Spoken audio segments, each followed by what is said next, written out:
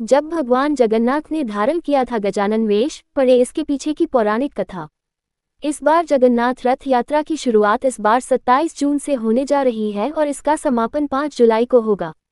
पंचांग के मुताबिक हर साल उड़ीसा के पुरी में जगन्नाथ रथ यात्रा आषाढ़ मास के शुक्ल पक्ष की द्वितीय तिथि से शुरू होती है।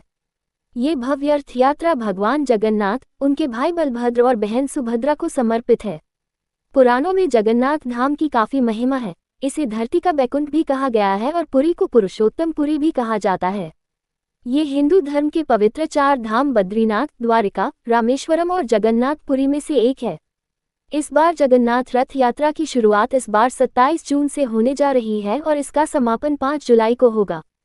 पंचांग के मुताबिक हर साल उड़ीसा के पुरी में जगन्नाथ रथ यात्रा आषाढ़ मास के शुक्ल पक्ष की द्वितीय तिथि से शुरू होती है। ये भव्य रथ यात्रा भगवान जगन्नाथ, उनके भाई बलभद्र और बहन सुभद्रा को समर्पित है। कहते हैं कि भगवान अपने भक्तों के लिए हर युग में अलग अलग अवतार लेकर आए।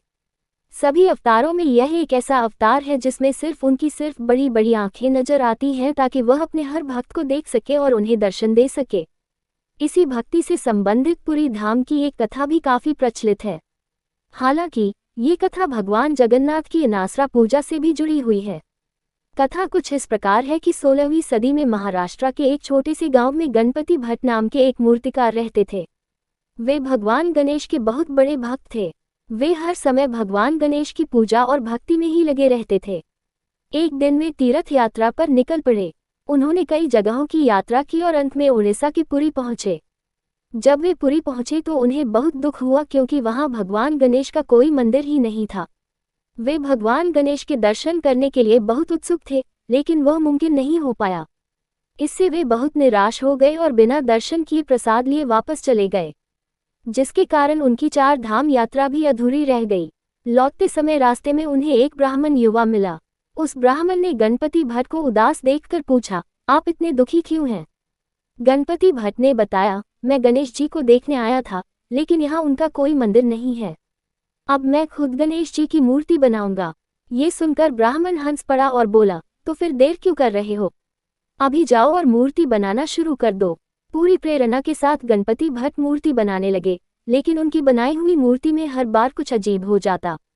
कभी मूर्ति की आंखें बहुत बड़ी हो जाती तो कभी आंखें गोल हो जाती और कभी उनके हाथ में बांसुरी आ जाती। वे जिस तरह से मूर्ति बनाना चाहते थे वैसी बन नहीं पा रही थी। तब ब्राह्मण ने कहा, यहाँ गणेश जी का मंदिर नहीं है। आप ध्यान लगाए और गणेश जी को याद कीजिए।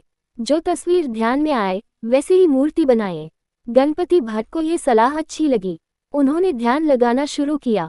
ध्यान में उन्हें कई अलग अलग चीजें दिखी, जैसे कभी एक बड़ा चेहरा मुस्कुराता हुआ दिखा, कभी गणेश जी बांसुरी बजाते नजर आए और कभी 2 बड़ी आंखें उन्हें देख रही थीं।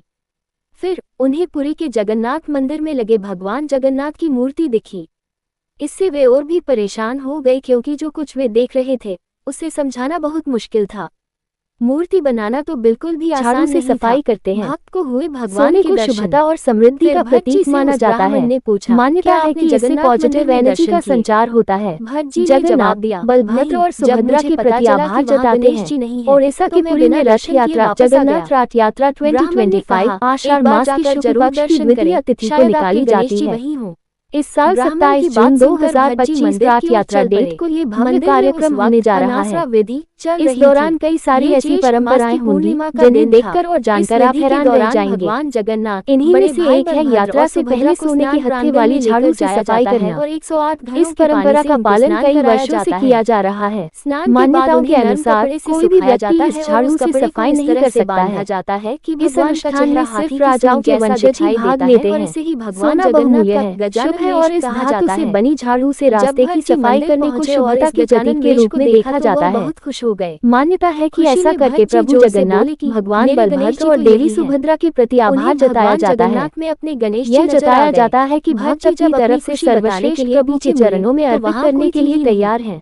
ऐसा माना जाता है कि रास्ते को जगन्नाथ से स्वच्छ और शुद्ध किया जाता है। करने आए थे। सर्वश्रेष्ठ अर्पण करने की इच्छा की झाड़ू से सफाई करना ये भी दिखाता है कि यह भगवान के लिए जाते हैं और सर्वश्रेष्ठ अर्पण करने की इच्छा रखते हैं।